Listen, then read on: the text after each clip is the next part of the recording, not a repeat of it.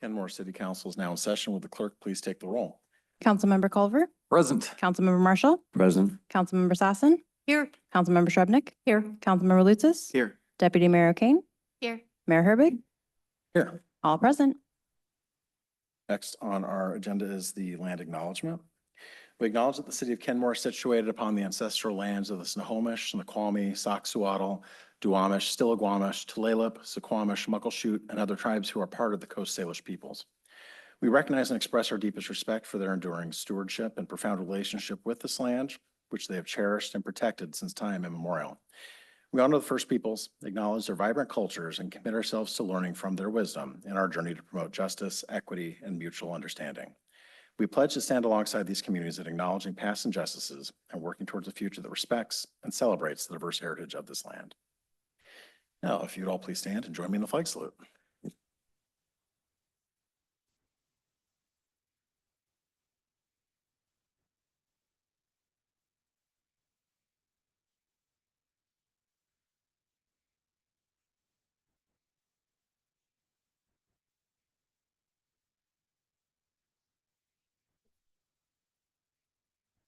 That brings us to approval of the agenda. Unless there are any objections, the agenda will stand approved as published. Hearing no objections, the agenda is approved. Madam Interim City Manager, where's the fun? Well, we had a lot of fun today in City Hall. Today was our annual all staff meeting. So not only did we have a potluck, we had pickleball and even a therapeutic llama made their appearance today. So Sign Connection owner Mike Prospect, who has a new element of his business, pickleball events and lessons, he set up a full-size pickleball court right here in the council chambers. And some of the more competitive staff, their a little edge came out. We had a little competition. You can see pictures there on the screen. And then our very own code compliance officer, Caitlin Grimm, she has a farm, and that includes a therapeutic llama, Rivet, who she brought in. And I have to tell you, llamas are very soft. I did not know that. I learned that today. So it was a fun time had by all, and an important way to show our employees how much we appreciate them and their efforts, not just today, but all year long. Thanks. All right, thank you. I saw the llama being walked back to its minivan when I was having lunch with you, and that was really a sight to see from across the street. That brings us to public comments. We want to welcome everyone to the council's meeting. Please address your comments to the mayor and the council. Folks are going to have 3 minutes to speak. The clerk will call your name when it is your turn. Please state your name and city of residence and keep within the allotted time to make every person feel welcome and safe here. Please refrain from booing, clapping, heckling, yelling, or other interruptions. Please note, under Washington State Law, RCW 4217A 555, this public comment time right here, may not be used to support or oppose candidates or ballot measures. We'll be discussing those later, and there'll be a time for that when we get to those. Thank you for keeping your remarks focused on city business. The meeting is recorded for transparency. Thank you for being here and sharing your input respectfully. Clerk. Thank you, Mayor. We have 1 individual signed up for on-site public comment and 3 individuals virtually. On-site, we have Patrick O'Brien.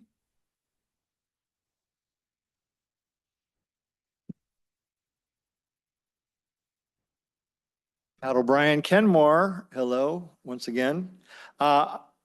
If we're going to get $15 million from King County for parks improvement, the best place to spend that money is acquiring the ball fields and the overflow parking at Bastyr, and not allow that facility to slip into somebody else's hands who could put a fence around it and say, public, stay out. It also affords 5 different places where you could have concerts like Marymore and the Chateau Saint Michel. We could become the next summer concert place and derive a lot of income from that. We could also replace that old water tower with a new water tower and increase our water supply, which we could sell to other jurisdictions. So consider that, and that the fact that Bastyr is a proven hazmat site, and we should not be dabbling anymore and spending any more of the millions of dollars we've already spent on Lake Point. It is just a terrible real estate investment. You have something on top of the hill that has proven use, the ball fields everybody's screaming for on the left, right, and center, and you've got the parking there. You got a great facility. I agree with Mayor Baker. I even called Mayor Baker, my nemesis. I called him. I said, "Hey, nemesis, what are we going to do?" And he says, "Well, you know, the building's terrible and part of it at least would have to be torn down." I go, "I don't care about the building. I care about the ball fields, the parking, and keeping that all one contiguous part of the park. And we should all care about that over buying a real estate investment that is nothing but a tar baby. I mean, if we buy that, we're going to be responsible for testing, remediation, and if anybody gets sick out there, we're on the hook, and you're going to be seeing some attractive nuisance claims against the city. So I think we should start with doing the due diligence on Lake Point and make sure we do core sampling immediately and test for dioxins, PCBs, lead, and arsenic immediately before any other action happens at Lake Point. And then I find it erroneous that the city staff said that they had been notified about Bastyr wanting to have up to 1,000 units on their property and sell off that property potentially. But we know that Bastyr has been in trouble for more than 2 years. So I find the veracity of those comments and that staff report highly in question. Thank you. Thank you, Mayor. Can we move on to virtual? Yes. First up, we have Katrina Mayusi. Katrina, can you hear us? Yes, I can. Can you hear me? We can, go ahead. Thank you, Kenmore City Council, for hearing my concerns tonight, and thank you for all that you do. I do appreciate it and don't take any of it for granted. I'm coming to public comment about the three-way, it's a safety concern, the three-way stop at 61st Avenue down by Log Boom Park. I work as a school nurse in the North Shore School District and leave my house around 7:30. I live in Marina Cove condominiums. And when I leave in the morning, I can't pull out because cars don't stop at that stop sign. It's literally crazy. If they're stopping, then there would be a pause for me to, merge in, and there never is. So I have to speed out of the driveway. And so let me segue to a very, very dear friend of mine's husband had a horrible bike accident this summer at the end of June. He spent 2 weeks at Harborview Hospital, and he won't be able to walk until October. And he still has to have shoulder surgery. It's a miracle he's alive. So I'm coming to you with concerns for safety and recommendations that I would have when you come off of Bothell Everett Highway and you're at that stop sign. It is really difficult to see. A recommendation when you're down at that stop sign to the left, the wooden planks that are there, it's really difficult to see cyclists. I think the stop sign at the end of 61st Street should be flashing like the 2 yield signs are for the bikers. I also wonder about putting not a speed bump, but a rumble like you have in neighborhoods as they're coming down the hill to warn them.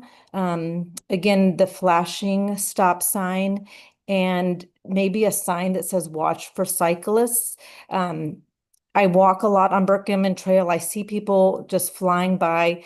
Cyclists have to be careful too. I'm not saying it's only the drivers that have to be careful, and also trimming back if you're at the stop sign to the right as you're facing Log Boom Park. I think that really needs to be trimmed all the way back again, just to give more visibility to the cyclists. So just calling with concerns in regards to that. It's such a busy area if you've come down at all during these hot summer days, and a lot of children, a lot of teenagers, and it's just a really dangerous place. I'm also wondering if we could have more police presence down in that area, just kind of give some warning. So those are just my concerns. Thank you so much for hearing me tonight. Thank you. Lynn Hodges, can you hear us? Yes, I can hear you. Can you hear me? We can hear you. Go ahead. Thank you so much. My name is Lynn Hodges. I am also a resident of the Marina Cove condominiums. I am also the president of the HOA. In the past few years, we've seen an increase in parking problems on 175th. I'll piggyback on what Katrina has talked about in regards to the safety issue of that three-way stop at the bottom of 61st. Not only are cars launching from that downhill slope and turning left around the corner and almost T-boning anyone trying to exit our condominium complex, we also have a safety issue in that we have cars parking very close to our entrance and exit gates and blinding us from being able to see any traffic in either direction, east or west on 175th. So it has become a very dangerous issue. We are seeing an increase in parking since the improvements to Log Boom Park, which I believe that all of our residents here at Marina Cove celebrate that. We are enjoying the improvements to Log Boom, but what it did bring to us is added traffic and also these parking issues. Not only do we have the parking issues of cars blocking our vantage points to exit, we also have cars parking in signed areas that are no parking areas. Not only that, a third item that has become a safety issue for us is that most busy days of the summer months, we have vehicles parked in front of fire hydrants. So in particular, the Marina Cove fire hydrant on a nice summer day is blocked pretty much for 12 hours. So I would like to have the council acknowledge our concerns. I would ask that we have, like Katrina says, more police presence. I have called the non-emergency line a few times, and I'm not sure if it's been effective. But the dispatch has always said that they would send a patrol car as long as we had a make and model and license plate number. I have not seen any patrols as of late. I'm hoping that at least the King County Sheriff has increased that. So thank you, Council, for hearing us out. And I hope that you can attend to the traffic on 175th. Thank you. Thank you. Next up is Stacy Valenzuela, but I do not see her in our attendees list, so that concludes public comment, Mayor. All right, I want to thank everybody who came and gave their public comment. We will move on to the consent agenda. The chair will entertain a motion to approve the consent agenda. So moved. Second. We have a motion and a second. Is there any discussion? Seeing none, all those in favor say aye. Aye. Aye. Any opposed? The consent agenda is approved unanimously. Which brings us down to presentations, new staff introduction. Jenny Knox, payroll and accounting coordinator, introduced by administrative financial services manager Carla Schnee.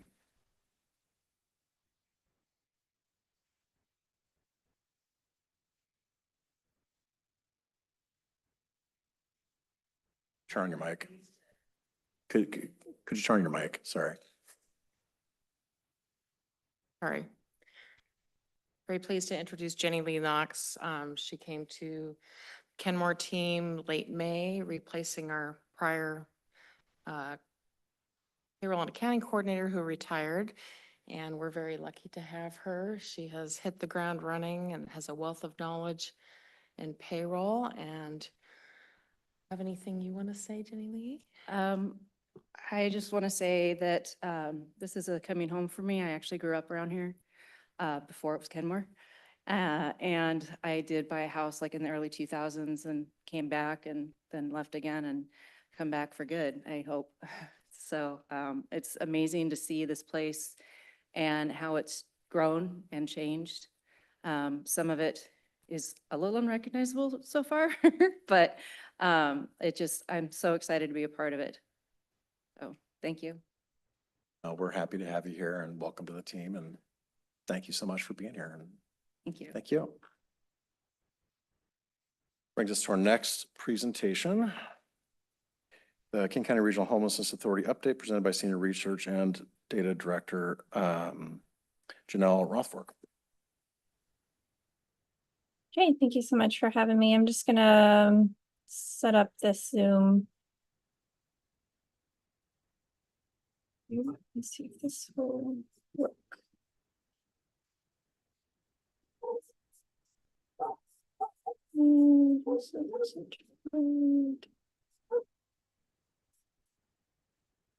Okay, can you guys see that okay? Yep. All right, wonderful. Thank you so much for inviting us to come here and to present on this important research. This is a 2024 King County Pit Unsheltered Findings. So today we have about 15 minutes, and so I'm just gonna run through some of our key findings overall from the report, and then some of the North King County breakdowns.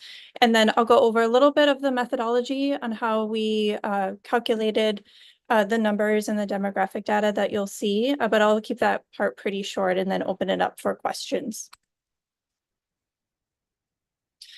So we developed a comprehensive report that's available on our website. And the report is very important because it provides the only detailed, neutral, complete report on unsheltered homelessness in King County, using the most accurate data available. The goal of putting together a very large report is for you all, policymakers, to use it in your strategic planning for local government about resources, priorities, and policies and initiatives. And then also to assist other communities who are considering using the same methodology that we used here in King County. And for us to be doing planning for our 2026 point in time count, which we are already underway. So some of the key takeaways from the report is that the data on unsheltered homelessness in King County really matches what advocates and other service providers are witnessing firsthand, meaning that this really helps to enforce, I'm sure, some of the narratives that you are getting from your community around homelessness. We did notice that there are some regional and population-specific trends, which I'll go over for you today. And that homelessness is the most difficult for people to get out of for those that are facing chronic health conditions and disabling conditions. So really your chronic homeless population. And shelter and service resources continue to fall behind the number of people who need them. And that people who identify as male make up most of those experiencing unsheltered homelessness. So those that are outside on the streets, living in RVs, cars, etc. One of the interesting things we were able to do with a comprehensive report is compare it to the national report, which is called the AHAR. And this really gave us an opportunity to see how our methodology stood up against other similar continuums of care, or COCs as are called. King County is one COC. And you can see that we saw overall an increase of unsheltered homelessness, about 26%. Nationwide, we saw an increase of 20%. And what this really shows is that all communities across the nation are really struggling with finding solutions for housing and homeless services, and that it really is a complex social issue.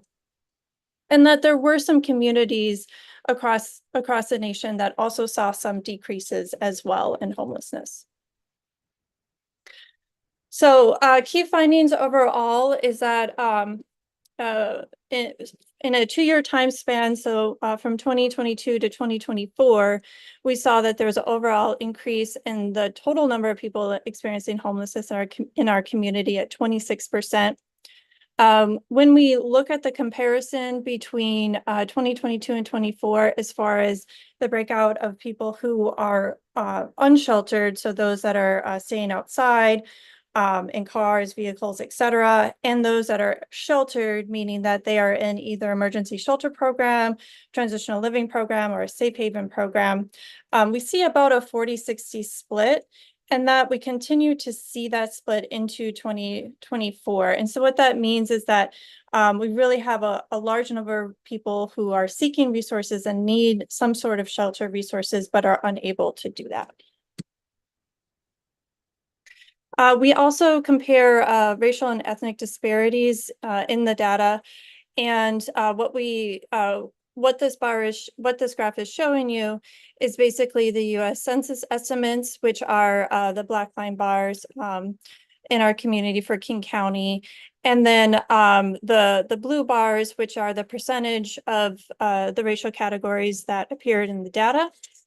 And when we have the US Census bar lower than the racial category bar, which you'll see for Indigenous, Alaska Native American, American Indian, Alaska Native, Native Hawaiian, Pacific Islander, Black, African American, multiracial, and Hispanic Latino.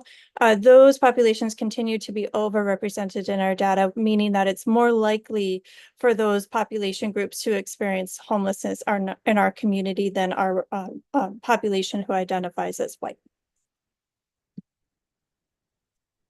We also looked at some key health and well-being findings. And overall, in our unsheltered data, we found that 51% reported experiencing a significant disability. Of those, there was 34 who reported a serious mental illness, 47% reported a substance use disorder, and 17% cited domestic violence as one of the causes of homelessness. That's a little bit lower than our domestic violence advocates would expect to see. However, keep in mind that we have about 77% of the population identifying as male. Domestic violence tends to be experienced more by people who identify as women. And when we look at just the women population who are experiencing homelessness, we see that percentage go up significantly.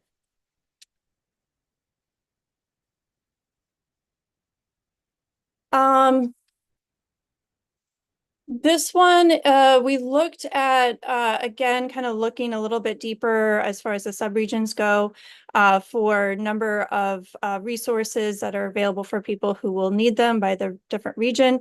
Again, overall, we have that 60-40% split. We see that kind of echoing in all of the different subregions. North King County is just a little bit higher, and that's just because there just isn't as many shelter resources available in that region. So you'll see that a little bit higher. But overall, in every community, we see that there continues to be resources continue to fall behind those that would need them or seek them out. We also asked a few situational questions and of your current homelessness situation, and across all the different all the different subregions, I should say, really people identify those economic causes of experiencing homelessness, and that kind of runs true of other leading research in the area of causes of homelessness. And then the other would be mental health and cannot afford rent increases. We also asked people what sort of services they would be looking for that would be the most helpful to address their immediate need, knowing that, of course, housing would be the ideal. And so what people would be looking for in a shelter program is really something that is easy for them to access and to get into, allowing for that personal space, having a program that is clean and sanitary, and in my community, and secure storage. So really kind of the basics of what you would expect out of a shelter program. Surprises there. We also asked where the respondents were last stably housed. And so this was an important question to really understand in what community did they lose housing. Keep in mind that we have a large number of people who we surveyed experiencing chronic homelessness, and chronic homelessness is defined by the federal government of having a serious chronic health condition and either 3 years continuous episode of homelessness or 4 or more times of experiencing homelessness within a 3-year time period. So some of this data they may have, their last place where they were stably housed could have been a few years ago, is what I'm trying to convey here. And of the 821 respondents who answered the question, really 60% reported their last time when they were stably housed was in King County. And then we had about 20% who stated that they were in somewhere in Washington state that they were last stably housed. Of the 60%, the top two subregions were Seattle Metro and South King County. We also put together, like I said in the report, we did demographics and results based on each subregion. And so for this presentation, we're going to go over the results of the North King County. So some of the economic indicators of well-being in North King County. So North King County sees a median household income of about 127K. There is a large income gap between the highest earners and the lowest earners of about 164K. And then we see about 6% that are individuals that are in poverty. So in North King County, we have 198 shelter beds available. This is data from the January of 2024. So that may have shifted to today's numbers. On that night, we had 170 that were in sheltered.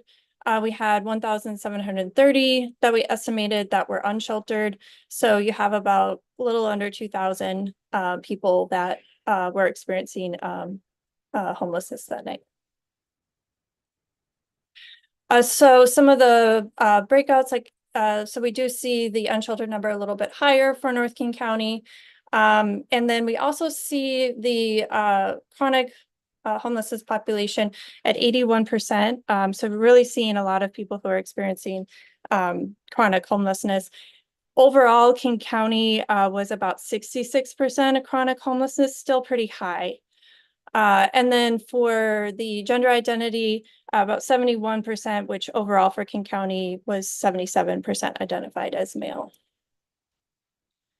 The racial and ethnic breakouts are about the same that we saw overall in the report. And then the same for the age brackets. Those were very similar to other parts of King County. And then this graphic is a little bit more detailed, so I apologize for that, but just kind of showing where people said that they were last stably housed and just kind of zeroing in on that particular area. So you had about 25% coming from Seattle, and then you can see the other cities here that were a little bit lower. Shoreline 7.5%, Bothell 1.4, Shoreline. Oh, yeah. So those two North King County cities. This one we already went over. Sorry, these are, oops, going the wrong way. So where do we go from here? The report was really geared towards providing the results for you all. Going through the conclusions, we outlined a few things that might be helpful for policymakers. So expand shelter options for more people, design based on express needs, increase the throughput of existing shelter beds. So making sure that once people get into shelter beds, there is a path for them to get out into stable housing. Develop upstream strategies, especially for youth and other groups. This helps to prevent people from needing shelter in the first place. Prioritizing ongoing disability and mental health services, especially for those that are experiencing chronic homelessness. And continued regional and demographic equity-based focus. Analyze service needs by area to ensure equitable access to resources. And a little bit about for 2026. We're working on 2026 right now. We have a a committee that is working under our COC to help to improve our methodology. We're doing some field testing of survey and survey instruments this summer. And we're also reviewing different locations for us to be doing the surveys. So we'll be doing a survey out in August.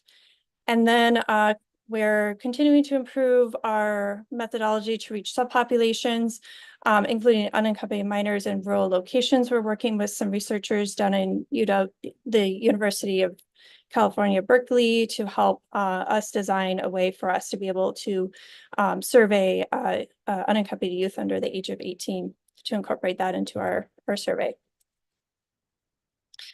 So I have just a couple, really one slide to kind of go over for methodology, and then I can do a time check and do questions. Is that Yeah, that's totally fine. work? Okay. So we have gotten a few questions of how we get our numbers. So what we do is the box on the left-hand side, which is this respondent-driven sampling, or RDS. So this we used in 2022. We also used in 2024. We're ready to be using it in 2026. This is an industry standard method for census data collection on how to reach populations.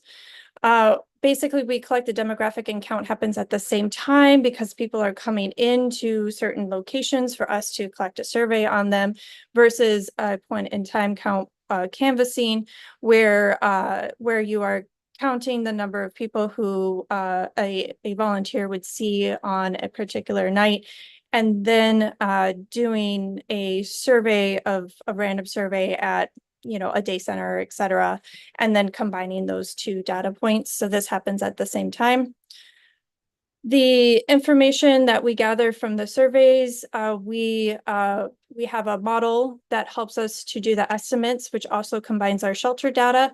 That helps to make sure that there's a grounding between our estimates and the shelter numbers that we're also observing.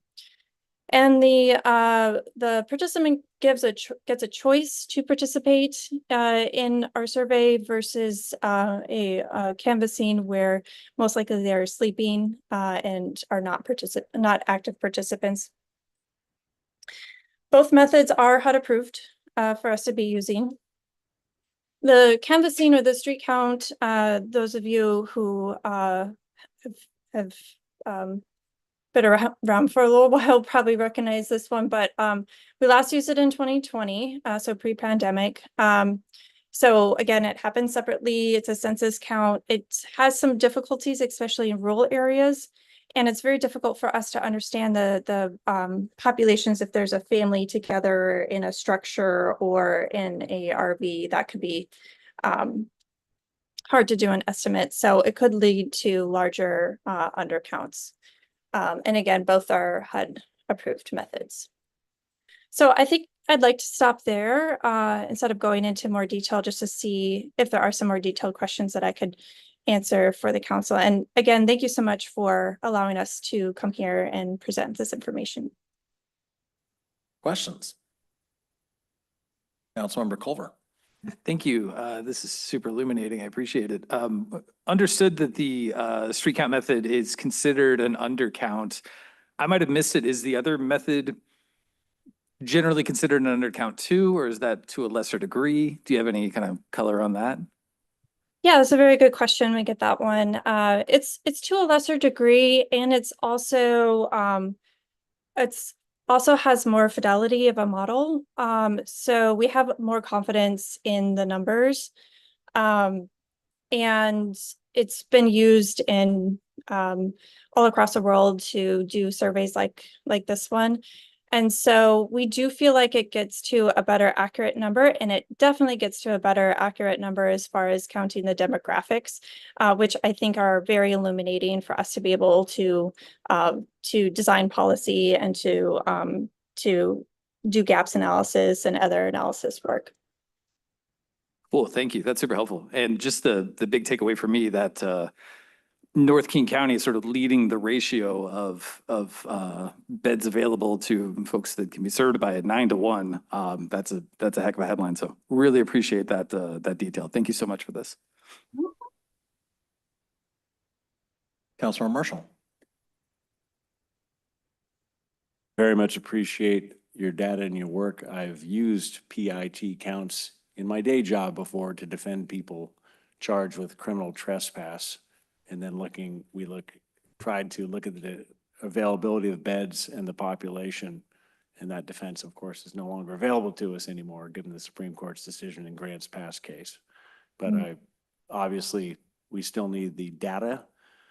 And I loved your bullet point near the beginning, which mentions, of course, this is a complex social issue, hinting at, what we're going to be able to look at to try and solve it, if at all. And I'm reminded of the new book by Professor Josephine Ensign of the University of Washington Medical School. It's a great read. It's Skid Road, and it really talks about the history of homelessness in Seattle. And pretty much that's a complex social issue where we need data, but we have to get down into the thick of the problem. It's a wicked problem. So thank you. You're welcome. Councilor Shubnik. Thank you, Janelle. That was a really great presentation. Yeah, and will you be able to send us both the PowerPoint and the report so that we can get it into the minutes? Yeah, and in general, it's helpful to have it, even if it's 24 hours in advance, just a little advance, so we can, be a little more prepared too, just going forward. Can you go back to the slide that it was like the approximately 60-40 split? I just want to make sure I don't say something that was inconsistent with that.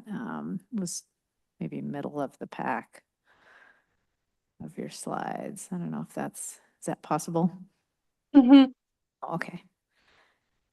Yes, 1 second. As quick with Zoom. Yeah, okay, that's what I thought. Yeah. Oh, you had it up there. Yeah, you just passed it. Yeah, there you go. Yeah, and then later, I think you showed that Kenmore was more like 90-10 split unsheltered to sheltered. I just want to underscore that point. Just to be clear, that would be North King County. Yeah, County subregion.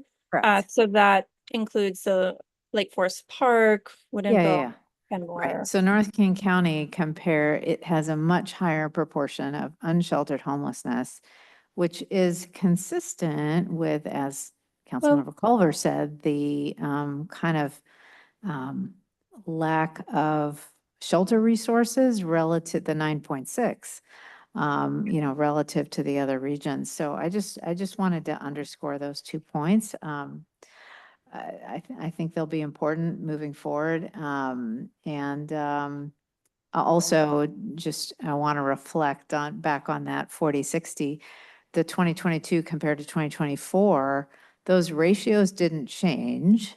So that's actually a small bit of good news, I think, that despite a much higher total number of homeless, we're not losing ground in terms of at least getting folks sheltered.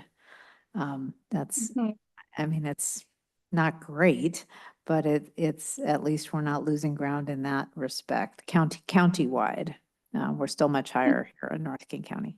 Thanks. Yep. And you guys in the North subregion has about 11% of that total unsheltered population for King County. So you guys are at 11%, at that 2,000, about 2,000 people that we saw, that we would categorize into that area. But yeah, there's a little bit more beds that are added. You also have, because we do it in January, sometimes, depending on when we do the data collection, we'll have severe weather beds open as well.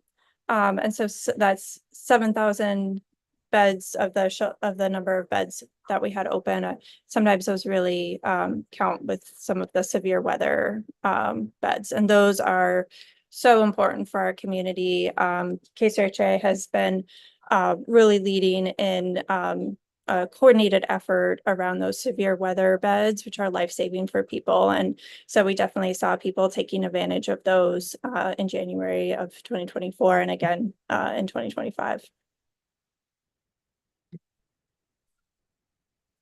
Any other questions? Councilmember Sassen. Not so much a question, but a comment. When I look at your recommendations, which are sort of to paraphrase, expand shelter options, develop upstream strategies,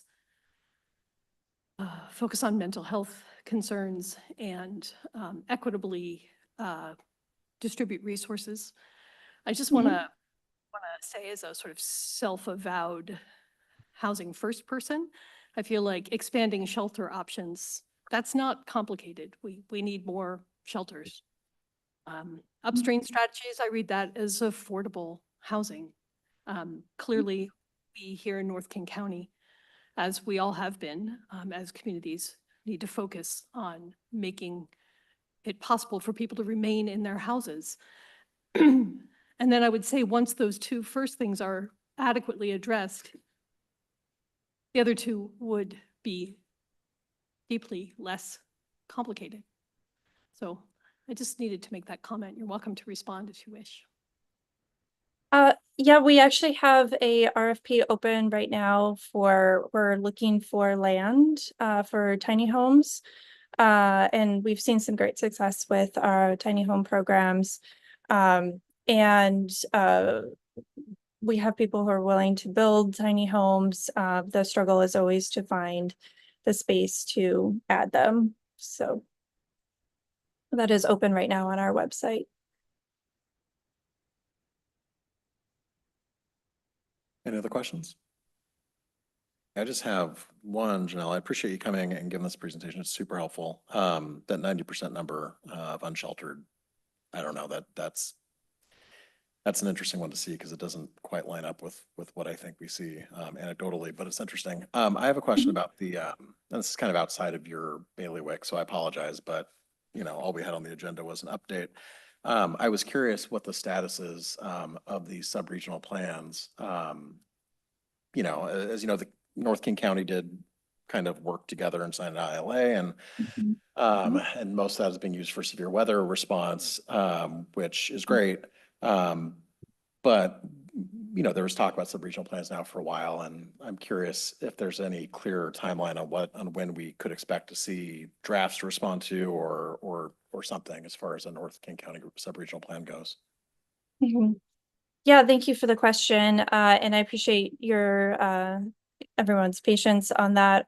We have been working on our 5-year plan. All communities received from the Department of Commerce a more of like an alignment of how the Department of Commerce wanted our plans to be written. And so we've been working through the process of that at the moment. And I think we're getting to a point where we'll be able to start presenting those more to the community. And within those, there will be sub-regional plans. Our CEO, Dr. Kinnison, is very cognizant of having regional responses and has been working really closely with our planning team on those plans. And what I can at least commit to is to make sure to provide that feedback back to our leadership and make sure that there is some feedback loop to you all. Thank you. I think we'd really appreciate that. Mhm. Any other questions or comments? All right, I'm not seeing any. Thank you so much for your time, Janelle. Really appreciate it. Thank you. Have a good evening, everyone. You too. All right, next, demo of next request, public records request portal and public records request annual update presented by Public Records Officer McAllister and Acting City Clerk Michelle King.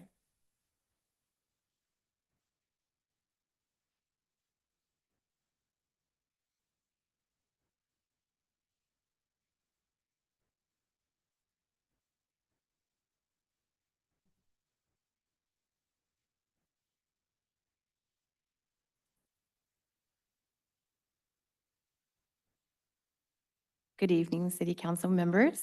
I'm Teresa McAllister, the Public Records Officer and Administrative Specialist in the City Manager's Office. And of course, next to me is Michelle Kang, the Acting City Clerk and backup support for public records requests.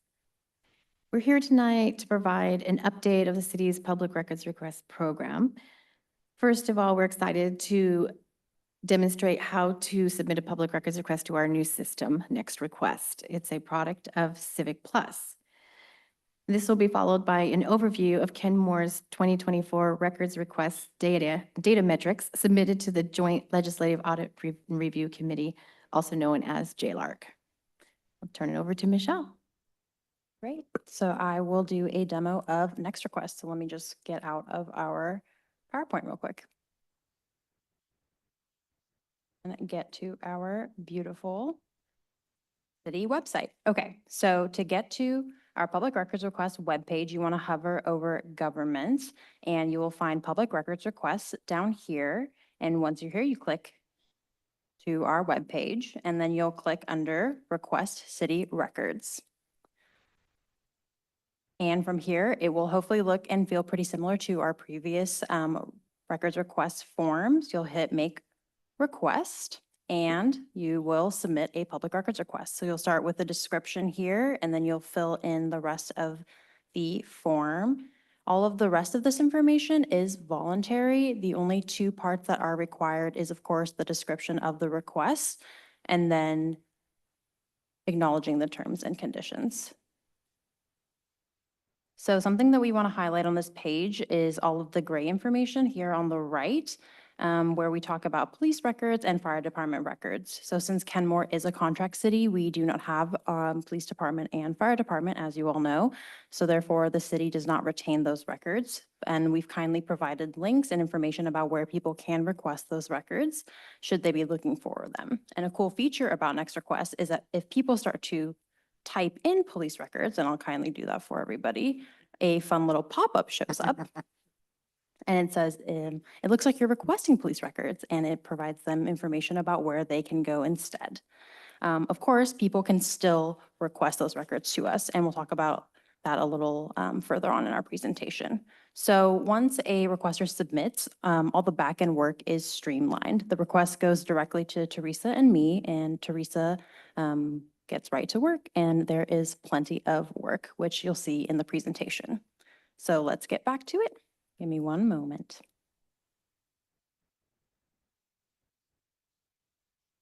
So why a new portal?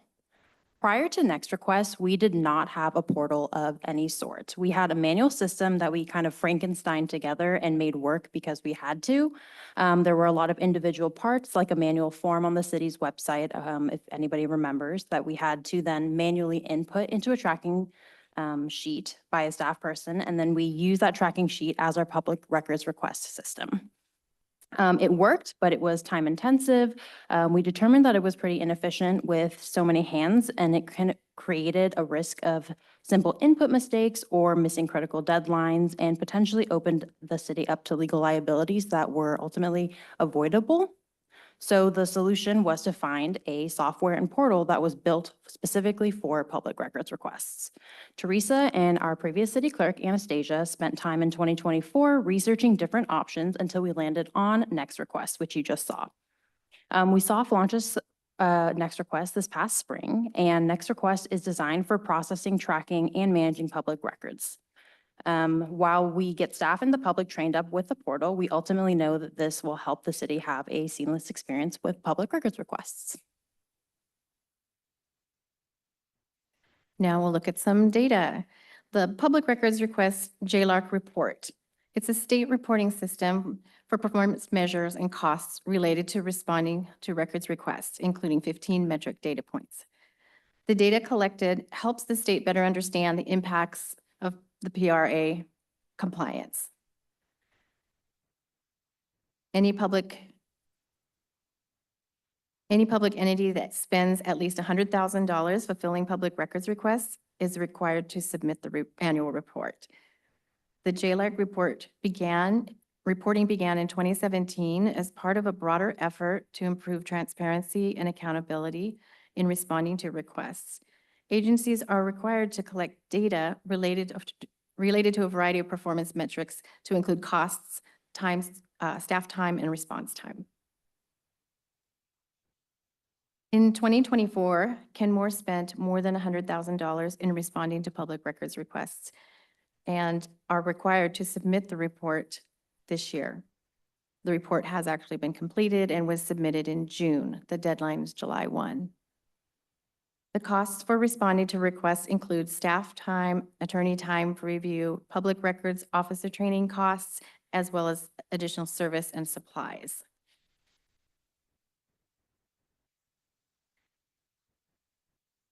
JLAC collects some baseline data, which they use to calculate some of the other upcoming metrics. At the end of 2023, there were 4 requests still open that transitioned over to 2024. The total number of requests received in 24 was 326.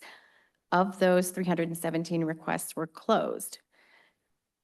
As you can see, we ended up with, if you do the math, we ended up with 9 open requests at the end of the year, and they transitioned over to 2025. So on this graph, a bar graph, you will see that the blue on the left bar is a total of the records requests received in the reporting year plus the amount that were carried over. The orange bar represents the number of requests closed in 2024, and the bar on the right, the blue bar on the right, represents the number of requests that were closed within 5 business days. The city is required to respond to a records request within 5 business days. The response acknowledges receipt of the request. And valid, and provides a valid reason, or it can provide a valid reason for anticipating that it will take longer to close in 5 business days. Other JLARC metrics include the median number of days and the average number of days to close. The second metric on the list is the number of requests where an estimated response time is beyond 5 business days. So what contributes to the extension of responding to a request? Next slide. This table is a comparison over the past 5 years. Obviously, you can see the number of days to close a request. In the past 3 years, those numbers, compared to the first 2, have definitely increased. The last column is a calculated number of hours per request.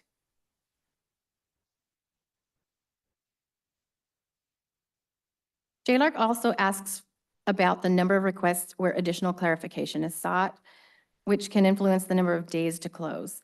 In 2024, we had 32 requests that needed additional information in order to fully respond to that request. The number of requests abandoned in the reporting year were 13. A request is considered abandoned if we do not hear from the requester within 30 days of notifying them that their records are available.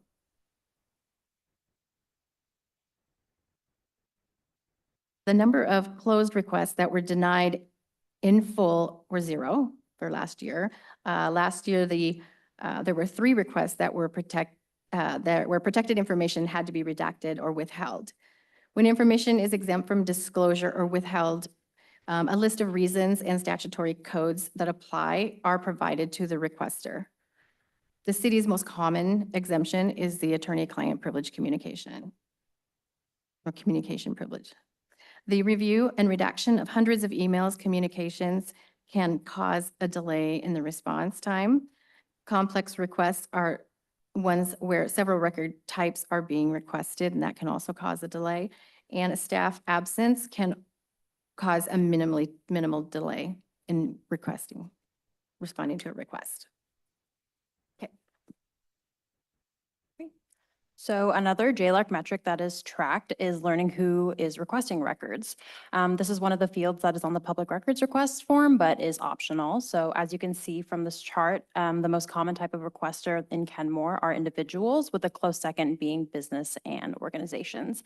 You can see towards the bottom, the option of other, meaning that the requester self-selected that option, believing that the choices that we provide don't fit them. And then 6 requesters chose not to identify themselves. The majority of records requested get sent to the Development Services Department to find records, being that requesters are generally looking for land use and construction permit records, as well as code compliance records.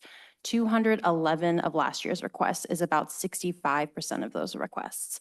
The second most common type of request, coming in at a whopping 7% of the total number of requests, was capital project requests, with 24 requests. In this pie chart, we do count police records requested because we still have to respond to those requesters, even though we direct them to the King County Sheriff's Office, like we discussed earlier in the presentation. Records production. So 76% of the records we provide are done electronically. So through Next Request, requesters have access to view and download these electronic files or links. And of the small percentage of records that are physically available, like paper files, the city provides opportunities for the requester to come view them at City Hall. And then at the bottom, you can see about 20% of the requests we receive, we close stating no responsive records. A good portion of these requests are usually because the records being requested belong to different agencies like the King County Sheriff's Office, Shoreline Fire, North Shore Utility District, or even King County themselves. We often direct requesters to King County when the records being requested predate incorporation of 1998, and we did not receive those particular set of records from the county once we became a city. As mentioned earlier, in 2024, we surpassed the $100,000 mandatory reporting threshold with just over $111,000 of total incurred costs. But since JLARC's inception in 2017, Kenmore has been voluntarily reporting public records request data every year. It's useful metrics to provide and for us to retain. Only 2 of the 8 years have we been required to report, in 2022 and last year or this year's 2024. And finally, in 2024, there were no Public Records Act related lawsuits, and the city spent $0 in litigation costs, which is great because public records request is not a lucrative business. We do not receive much payments for copies of public records requests. Last year, it was a total of $62. Not every request incurs a cost, and we only start charging after a certain threshold, as you can see from this chart. And this chart can be found in our fee schedule. And that is the end of our public records request update. Any questions? Questions? Councilor Lutzis. Just to clarify, you said when a resident or whoever else community member enters the portal, that the only 2 required areas are the description and checking that they confirm. So in theory, they don't actually have to provide their information? Oh, I can answer that. Yes. But they do need to provide a form of communication. Like they Okay. can provide a phone number, an email address, or a full mailing address. So, but they don't have to provide their name. Okay, all right, thank you very much. Any other questions? Councilor Culver. Just a comment, yay for this, yay for more effective tools and good civic data and all those things. The only question, I've seen some jurisdictions who will auto-publish all the requests that come in. So you'll just see like a running feed of like Tim, everybody, right, that submitted them. Is that on in our system? I assume not, but I was just curious. We do not have that turned on at this time. We're still in discussions. That's why we did a soft launch. We're still working through those decisions. Sure. I'm sure the leaderboard of top submitters would be interesting. Cool. Appreciate this. Thank you. Any other comments or questions? All right, not saying anymore, but thank you so much for the presentation. It's always good just to see how we're treating public records, because it is just a basic function of government to be as transparent as we can. So thank you for all your work to facilitate that. Really appreciate it. Thank you for having us here. Of course.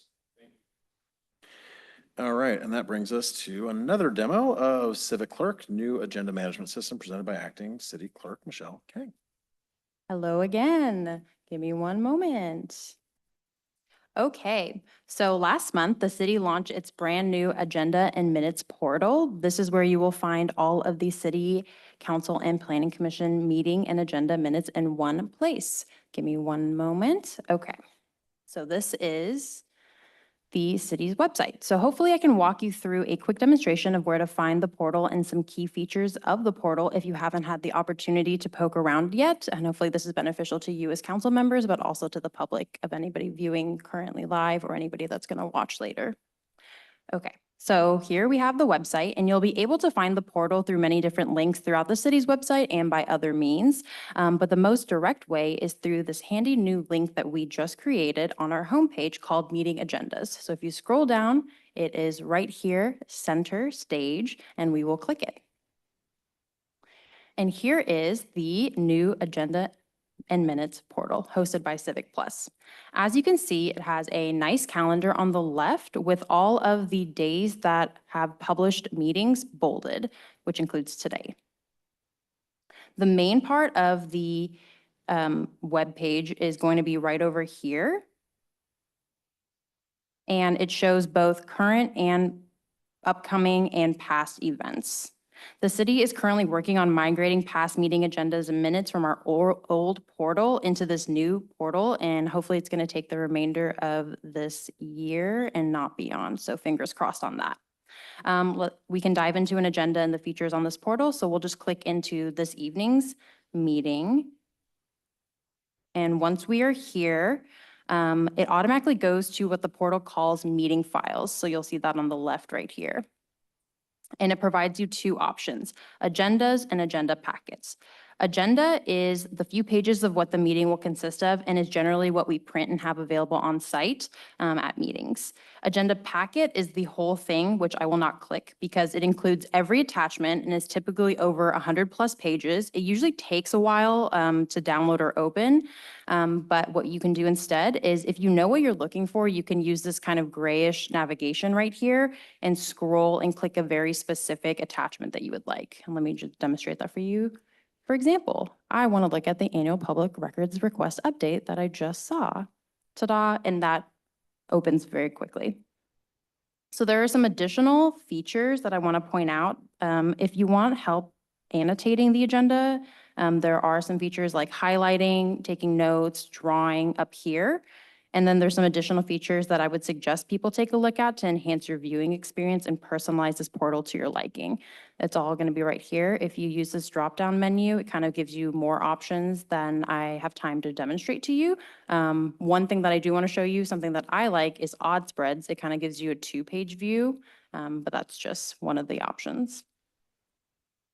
Something that I want to point out is that some people kind of get stuck going from, instead of meeting files, they go to meeting overview.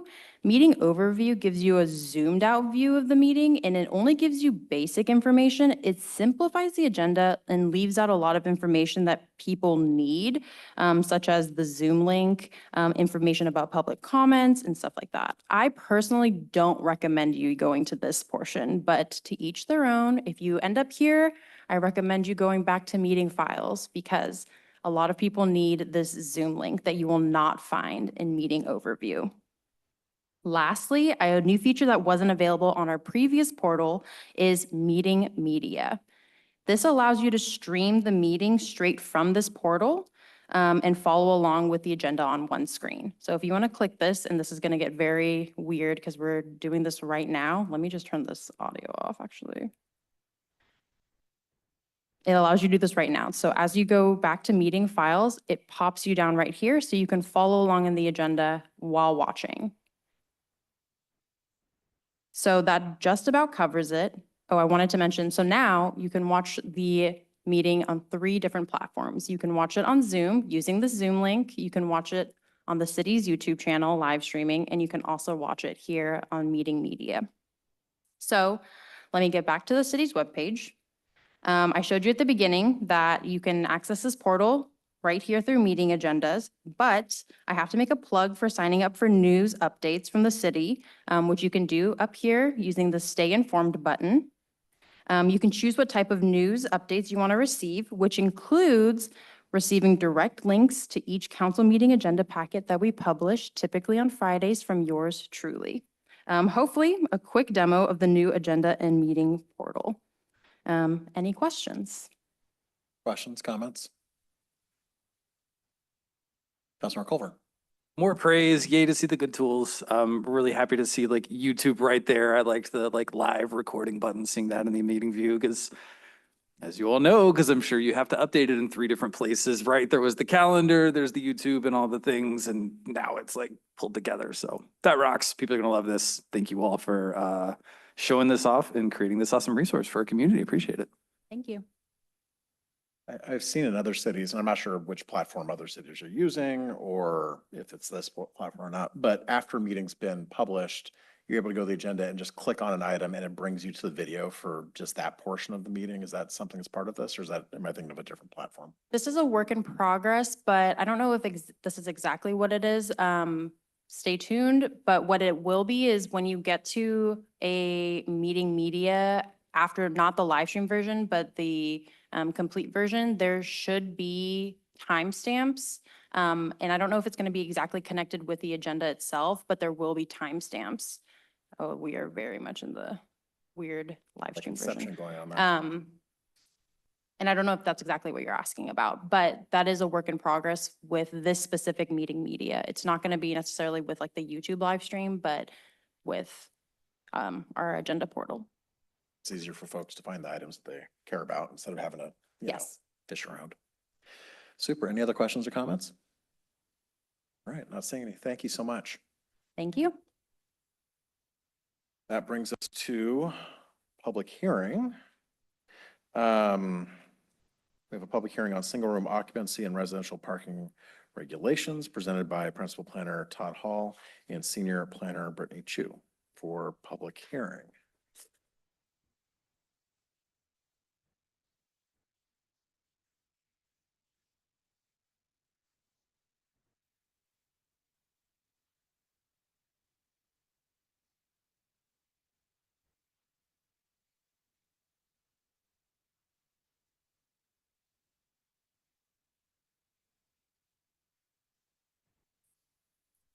Good evening, Mayor, Deputy Mayor, and members of the City Council. Community Development staff are pleased to be here tonight with you to present changes from the previous draft code on single-room occupancy and residential parking.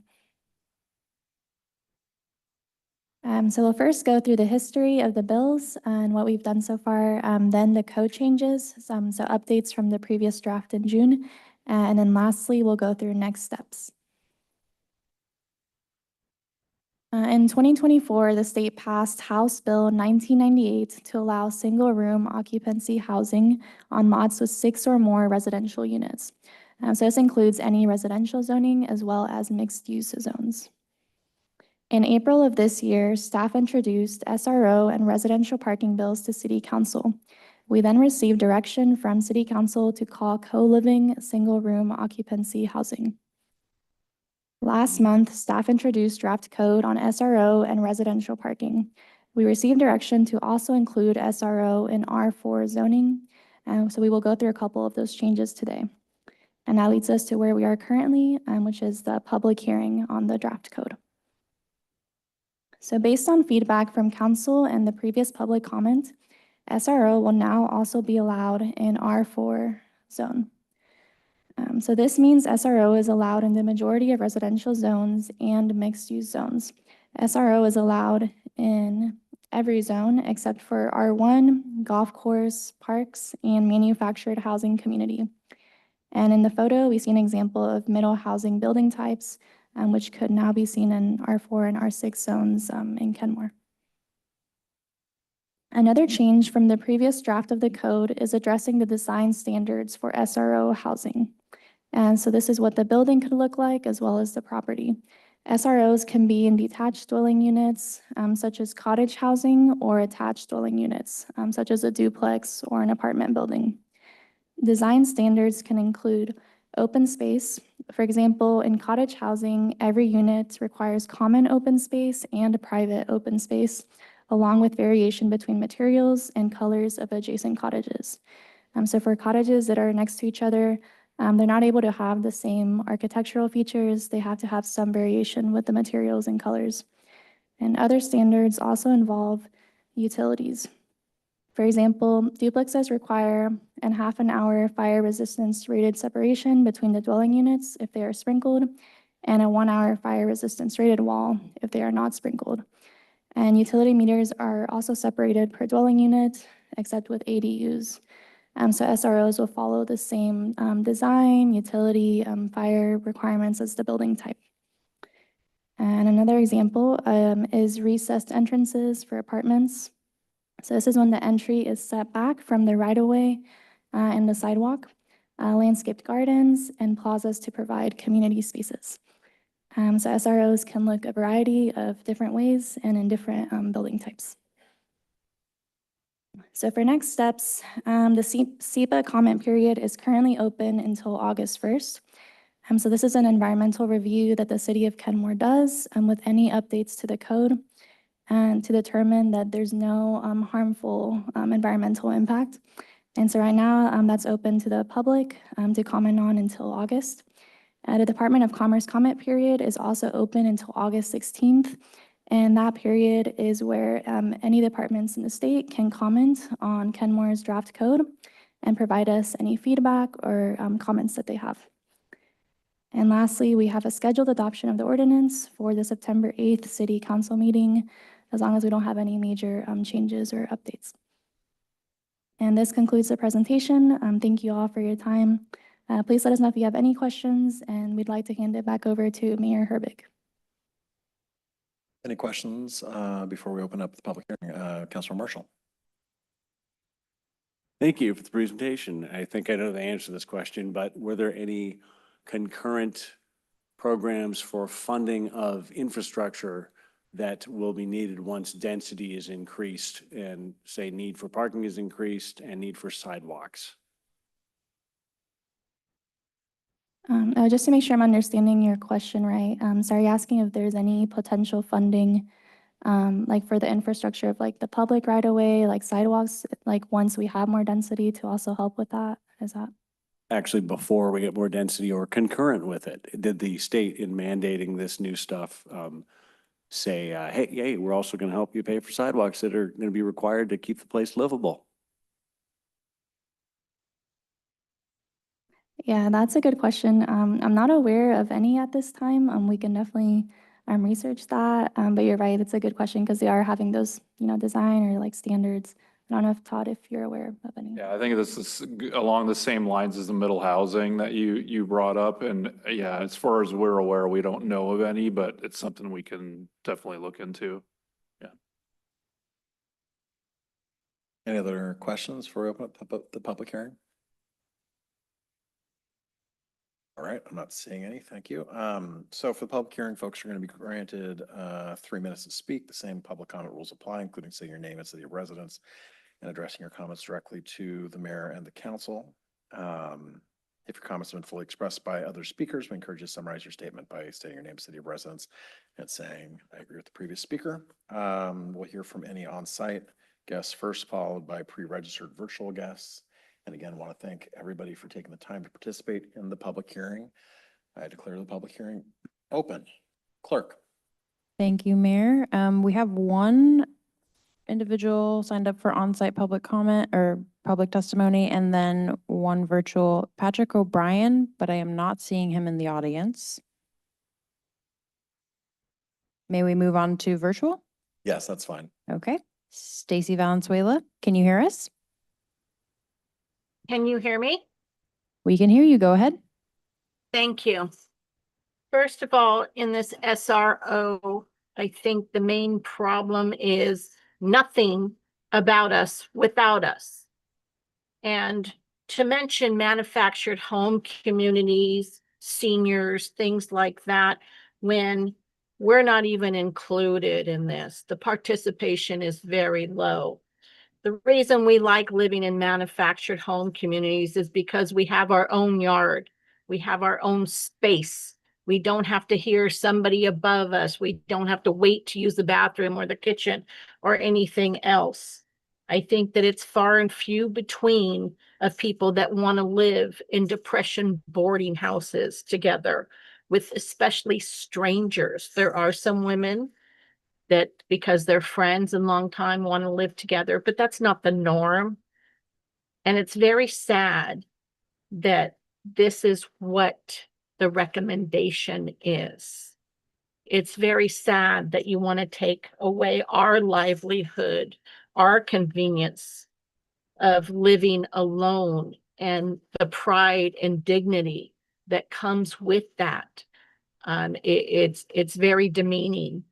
And I wish you would look at other things, especially since King County has at least 10 motels that they have purchased that each have their own bathroom, each have a mini kitchen, each still can live with dignity, but not have to wait for somebody else to use common services. So I wish you would look more at that. Thank you.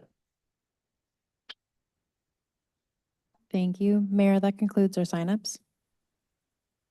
Okay, I just wanted to ask then one question that kind of came out of what we just heard during public hearing. One, Mayor, are you closing the public hearing? yes, actually, thank you for keeping me on. Clear the public hearing closed. Quick question for staff then. I just want to clarify, this is a response to a state mandate, is that correct? And also just want to clarify, make sure I saw what I think I saw during the presentation, that one of the zones that's exempted from these regulations so that these SROs would not be allowed is manufactured housing overlays, correct? Okay, just want to clarify those two things. All right, and you'll be coming back to us on September 8th? September 8th, okay, wonderful. Well, thank you very much, and we'll see you then. That brings us finally to our business agenda. First item, August 5th, 2025 primary election ballot measure, Public Hospital District Number 2, Proposition Number 1, levy lid lift for healthcare services. We have a presentation by Evergreen Health CEO, Dr. Ettore Palazzo, and then we can get questions from the council. And then if we so wish, we can consider a resolution in support or in opposition to the ballot measure. So.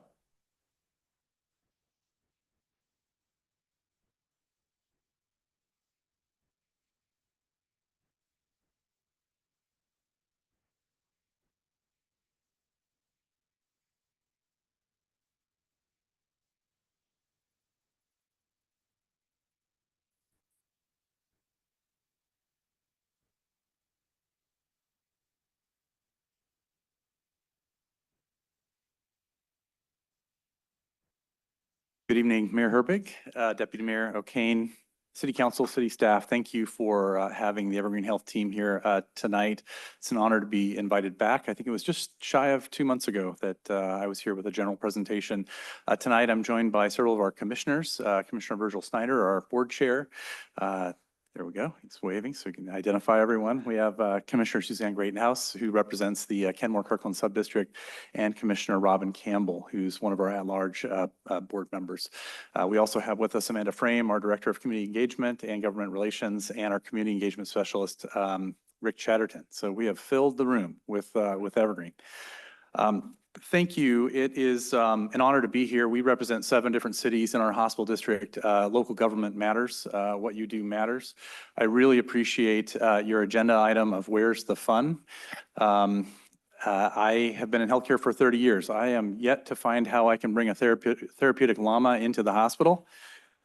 I might have to clear that with our infection control team, but I will endeavor to, our board chair is writing that one down. But all joking aside, it has been only 2 months, but a lot has happened in that 2 months. And of course, tonight we're here to give information factually, of course, about the levy lid lift that will be on the August 5th ballot, Proposition 1 for Evergreen Health.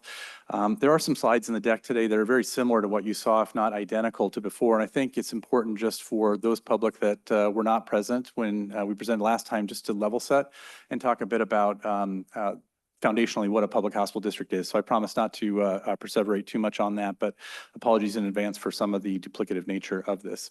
I did share last time it's been challenging in healthcare, and in the last 2 months, there's more challenges that have been announced. We'll talk about that.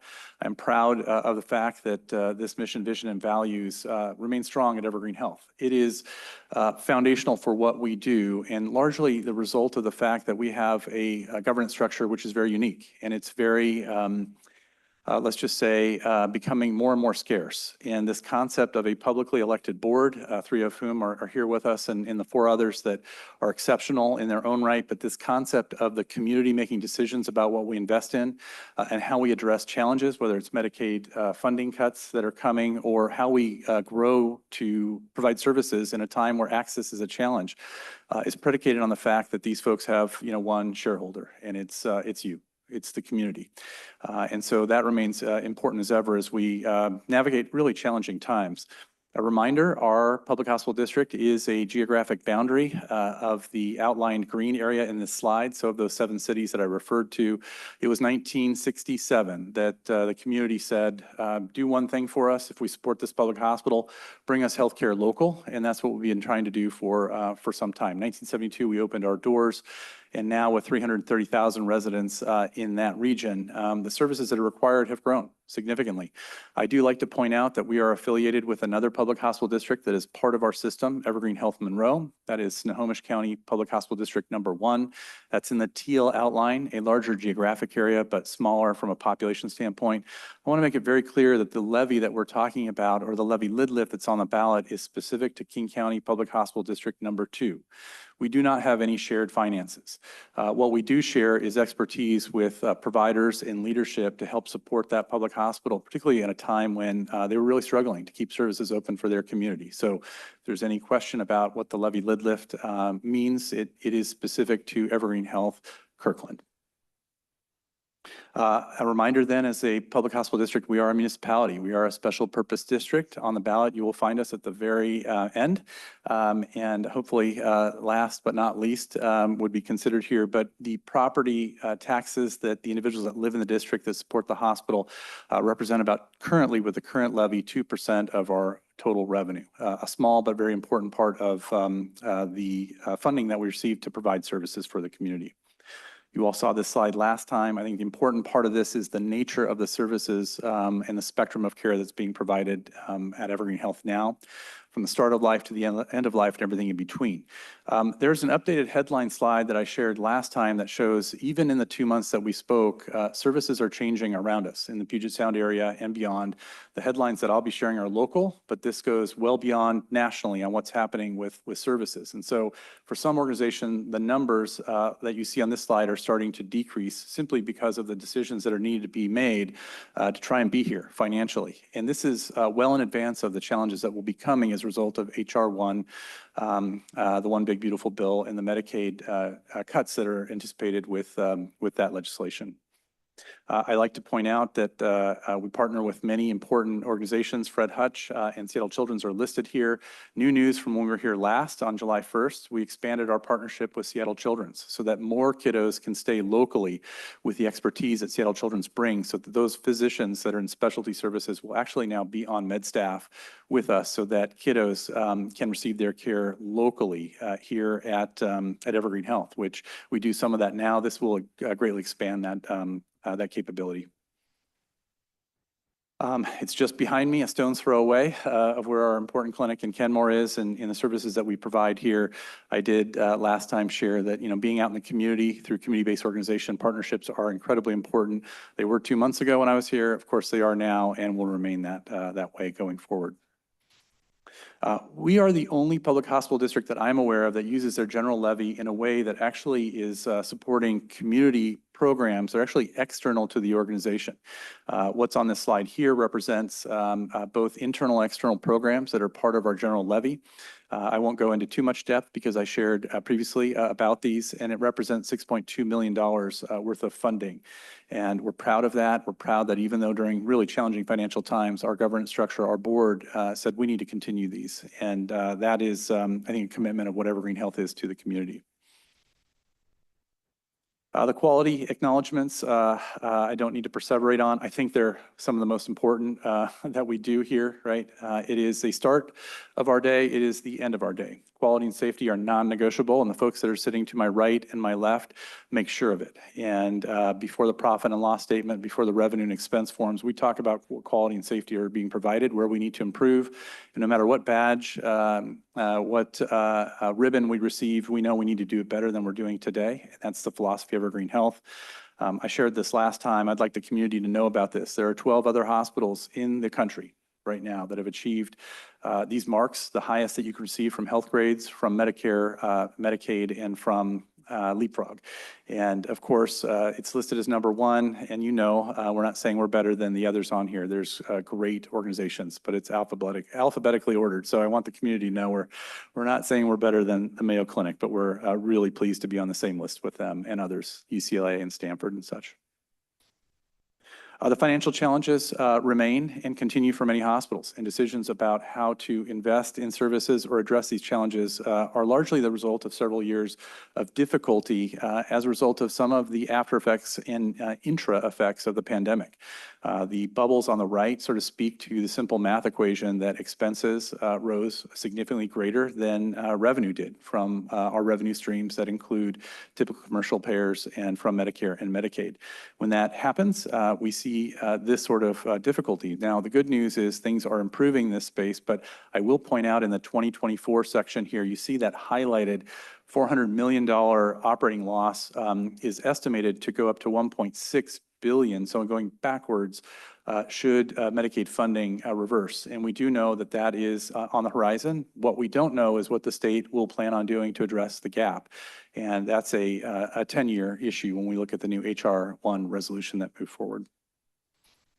These are the headline slides. There's more on here than when we were here last time. And I won't go through each of them, but the bottom line is services are being changed in a way that is not in the spirit of making sure that we have increased access.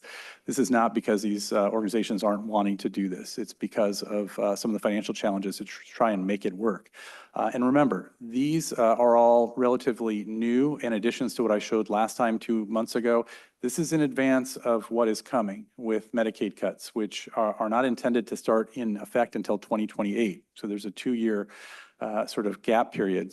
But hospitals and organizations are doing their strategic planning now to try and understand how they're going to deal with those challenges.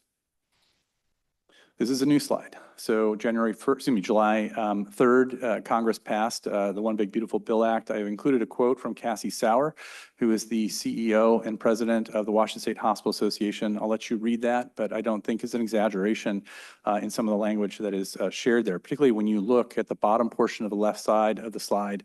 This is $1 trillion worth of cuts to federal Medicaid spending. Right now, we're not entirely sure what the Washington contribution will look like. It's estimated to be anywhere from 31 to 51 billion. Some of this speaks to some of the requirements for being on Medicaid and how many individuals will drop off of Medicaid and then will come and still need services, of course, but that will look like uncompensated care. On the right, take a look and make sure we're familiar with the fact that almost 1.9 million Washington individuals are on Medicaid, 39% of our children, 16% in rural areas, and some with chronic conditions. I think many aren't aware exactly how Medicaid works, and the fact that almost 60% of our nursing home residents right now in Washington State receive a Medicaid benefit. So we need to understand what this is all going to look like moving forward in the next decade. Some hospitals are addressing this by closing services, others are consolidating, and we shared this slide last time. Over the years, we've really moved down to just 4 systems. You see 5 listed here, but on the bottom, Kaiser and Group Health primarily operate clinics and not hospitals in the state. So we have 2 religious healthcare organizations, 2 secular, and Evergreen Health is not on this list. We're doing everything we can to try and remain independent because we do believe nothing against these organizations. They are great. They are doing great work in our community. But in the meantime, the fact that we have our corporate structure, our governance structure right here locally, and their elected community members, I think matters when we start to have to make difficult decisions about how we fund or address the needs of the community. And so that takes us to the August 5th ballot measure, what we're describing as Your Care, Your Community on the August 5th ballot, and what this looks like. As a reminder, we have had a levy in place since we started in 1972. In fact, Originally, 1967 is when we formed, but it was 1972 the doors opened. The levy at that time was at the statutory maximum at 75 cents per 1,000. Very generous residents here trying to do everything to make sure that services would be provided regardless of what their margins look like. Over the years, we have grown. The population of the hospital district has increased by 15 times, as have the services needed. And meanwhile, the levy rate has decreased. And the reason for that is as the tax base increases, the levy can only increase by 1%. And so in the last decade, we have seen a 146% increase in the tax base in our hospital district. The levy has increased by about 30%, but meanwhile, 15-fold increase in the residents and the services needed. Evergreen Health is one of 37 hospitals that are public that have a general levy. And as of 2023 data, the 14 cents per 1,000 was tied for the lowest of any of the rates. Most hospitals address the increased needs for their community as they grow and to be able to provide those services by going out and asking for a levy lid lift. Evergreen Health has never done that. We have gone out for bond campaigns for capital buildings and that sort of thing, but going out for a maintenance and operation increase above the annual 1% has never happened until now. The average for these hospitals is around 40 cents for reference. Again, for those community members that are interested, that 0.14 cents per 1,000 represents 1.6% of your tax profile. Here in property tax profile in Kenmore. Just for additional reference of the 7 cities in our district, that range is from 1.6%. Actually, Kenmore is one of the lowest. It's 1.55. We're rounding up. The highest is 1.8% in Kirkland, where I live. And so you can get a sense of how this looks compared to others. As in a moment, we'll talk about what the levy lid lift figure looks like. If it were passed, it would increase. Of course, in this pie graph, it would still represent low single digits or mid single digits in the 5% range if it were to pass. And this is my second to last slide. So what the ask is on the August 5th ballot is to increase the levy from 14 cents per 1,000 by an additional 36 cents to take us to 50 cents per 1,000. So below the statutory maximum of 75, but to bring us more in line with where the average is for public hospitals. What will we do with these funds? The public needs to ask that question of us, and we need to be accountable for it. And right now, expanding primary care access at a time that access is shrinking is paramount for us. So that is a important issue for us. Behavioral health in our clinics. Right now, we have a pilot program that embeds behavioral health in just a few of our clinics, only 2 right now. We have 12 primary care clinics. We need them expanded to more to address that issue. Imaging equipment, the things that we hear about in the ERs where it's taking a long time to get through and may take longer if we see more patients that are unfunded needing care there, whether it's because of Medicaid or otherwise. If we can be more efficient to get patients through there by having more updated equipment, that will ease and help with access and throughput. So that's a piece of that. We know that the procedural needs of our community are growing as well. And so expanding surgical and procedural capabilities with support from the levy lid lift would be an important part of this ask as well. And of course, preserving what we have now. So with that, I would like to conclude my statements and open it up for questions that the council may have for me. Questions? Councilmember Marshall. I may have asked this last time, but has Evergreen recently opened an outpatient mental health program here in Kenmore, and is it still running? Yeah, so the 2 clinics that we currently have embedded behavioral health includes our Canyon Park Clinic and right here in Kenmore. The pilots have been wildly successful. They have been filled up immediately, and it required the hiring of behavioral health specialists, psychiatrists, and social workers. It is incredibly gratifying to hear the stories that we're being shared already in short periods of time of how we're helping individuals upstream of needing crisis care, which is also a part of the work we do in our emergency rooms. And I think when I was here last time, the Crisis Connections team was here presenting in the work that they do. So trying to head some of that off. So it is present right here in Kenmore. I would like to see it present in more of our primary care clinics. Any other questions? Okay, I'm not seeing any further questions. Thank you so much for the presentation. I'm now going to open up a public comment opportunity per RCW 4217A 555 1B. Do we have anybody signed up to speak, clerk? Thank you, Mary. Yes, we have one individual signed up virtually to speak. Give me one moment. Stacy Valenzuela, can you hear us? Yes, can you hear me? We can hear you. Go ahead. Thank you. Stacy Valenzuela, Kenmore. And I'm going to go against the odds. No on the levy lift. We're in hard times for those fixed and low incomes. Rather than tax more residents out of their homes with a levy lift that will cause financial burden, apply for the numerous grants or seek private entity requests. We need to stop bleeding and harming our lowest incomes. Many lowest incomes stopping services anyway, because we can't pay for our medicine. We can't pay the co-pays. Next is stopping Medicare Advantage altogether, which some neighbors have already done. Why give that away when we can't even afford to go for care, for co-pays, or for medicine? This is a crisis with seniors, veterans, those on disability, and our lowest incomes, and it's not stopping. So please, go against the levy lift. Thank you. Mayor, that concludes our signups. All right. That brings us to the proposed resolution. The chair would entertain a motion to approve resolution 25-431, a resolution of the City Council of Kenmore, Washington, expressing support for Public Hospital District Number 2, Proposition Number 1, levy lift for healthcare services. So moved. Second. We have a motion and a second. Is there any discussion? Okay, not seeing any. Would the clerk please take the roll? On the motion, Councilmember Shrubnik, Yes. Councilmember Marshall, Yes. Councilmember Culver, Yes. Councilmember Lutzes, Yes. Councilmember Sassen, Yes. Deputy Mayor O'Kane, Yes. Mayor Herbig. Yes, the resolution is adopted unanimously. Thank you so much. Thank you. That brings us to second item on the business agenda.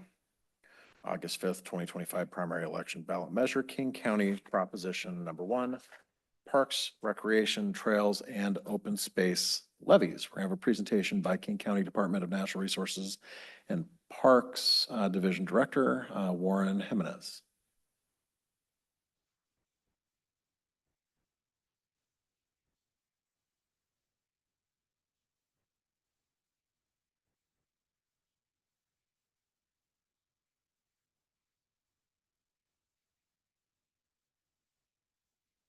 There we go. Good evening. Mayor, Deputy Mayor, council members, thank you for the invite and for the time this evening, I should say, to talk about the King County Parks Replacement Levy. I have a few slides to work through, which I think is part of your meeting packet, and here to answer any questions, informational questions you might have related to the levy. This is a levy renewal really designed to maintain, enhance, and grow and connect a park system that we're seeing a growing population that we've seen the community turn out to, especially when you think about the last 6 years during the pandemic and for the many benefits that come along with the park system. And this levy renewal goes towards these three different focus areas. And we'll get into more detail here about what we mean by each of these areas.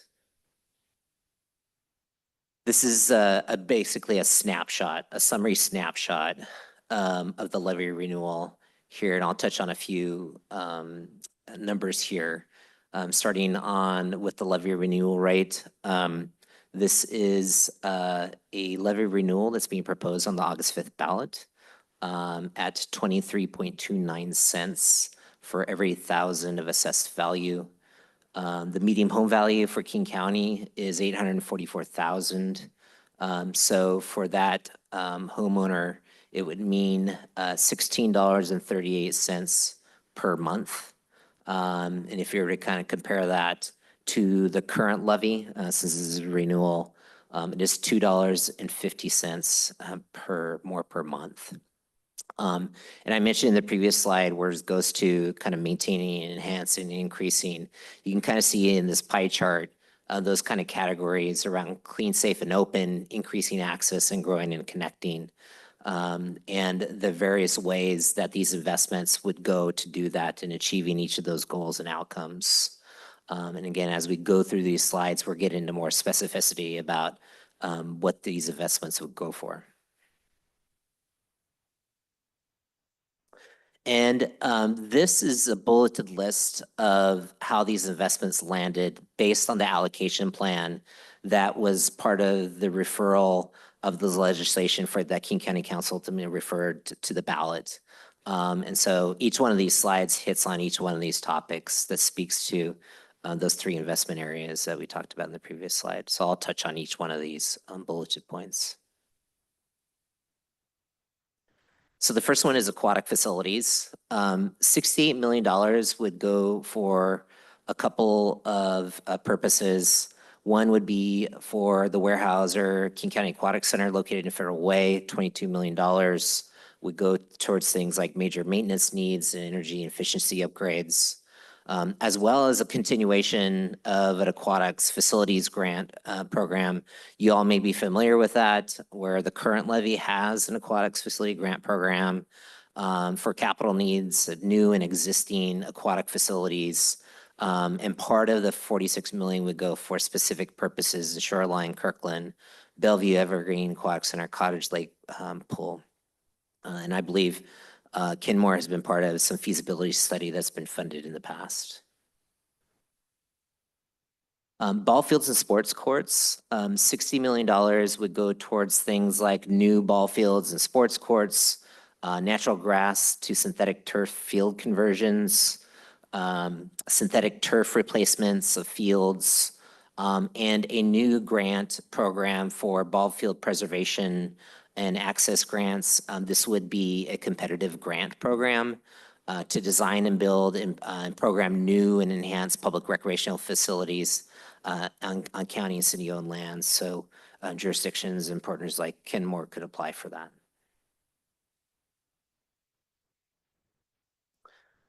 One of the things that would also continue on, as well as some new focus areas, are the grants and community partnerships, including a continuation of some existing grant programs that you see here listed on this slide, including the community partnerships and grants programs to partner work to design and build new and enhanced public recreational facilities across the county. Healthy Communities and Parks Fund to increase access and use of recreational facilities in underserved communities and for people with disabilities. Youth and Amateur Sports Grants Fund to support programs that increase access to sports and play and outdoor recreation. $10 million for Parks Levy. Over the years, car rental sales tax has been the primary source of that program, and the levy would help continue to enhance that program in that way.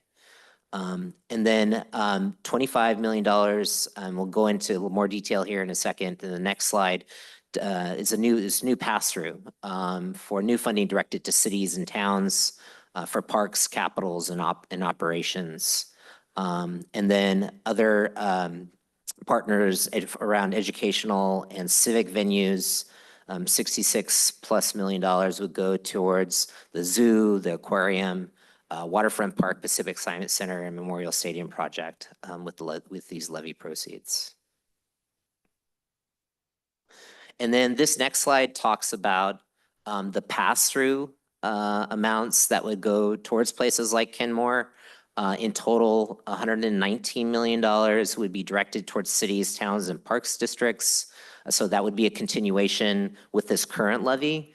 The current pass-through, if you were to compare that amount with what the current levy, that is $60 million. The formula varies a little bit between each of these different programs, but it's based on basically population and assessed value.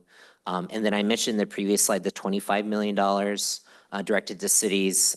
Distribution, again, is based on population and equity considerations. And in total, that makes up about $144 million of pass-through.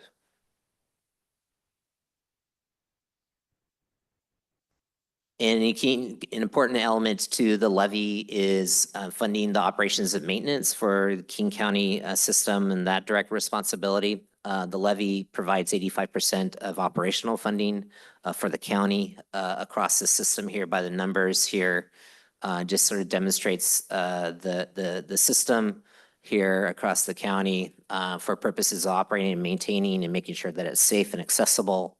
And continuing to invest in the care and feeding of the park system through our asset management program, being good stewards of the system through our land stewardship and encroachment program, increasing our youth conservation core program, providing youth with access to those types of internship opportunities, parks beautification program, as well as starting a tribal, indigenous, and historic interpretation program.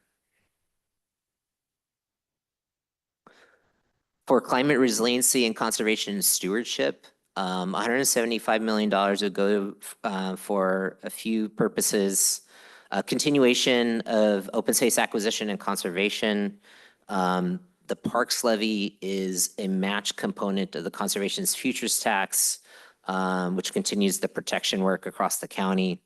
$25 million would be going towards forest stewardship programs, street tree plantings, water features, amenities and coolings. Think of splash pads, a stormwater pilot project, and then a council manic program, grant program, climate resiliency is a new focus in this levy.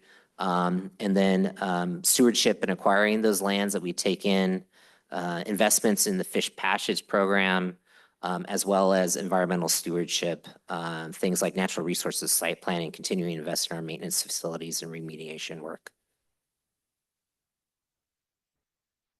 On a regional trails and other public trails front, $182 million of investments would go towards continuing to connect a regional trail system across the county at these various regional trail sites. So from East Trail to interurban, north and south to places like the Kirkland Green Loop to Sue's Creek. This will give us a chance to continue to further that bigger vision and goal of an interconnected system, as well as the benefits that would come along with that. And then on the new park development and improvements in active recreation and repair front, new park developments and improvements, about $45 million would go towards things like increasing off-leash dog parks, additional further park development and community centers like Skyway, as well as other city parks, including Kenmore. This is where you would find the $15 million allocation specific here. And then on the active recreation or repair renovation, $152 million would really go towards caring for our existing infrastructure. So think of those places, especially related to the regional trails front. Think of the Burke-Gilman Trail. Think of repaving, thinking and making our system safe and accessible, and continuing to do major maintenance of playgrounds, water access, backcountry trails, and rehabilitation. And Election Day, it's coming soon, quickly. So August 5th, this is on the ballot, and happy to answer any questions you might have. Questions? Councilmember Culver. Thank you. There was a question in the public comment. Wondered if jurisdictions might have any flexibility on some of these pass-through things.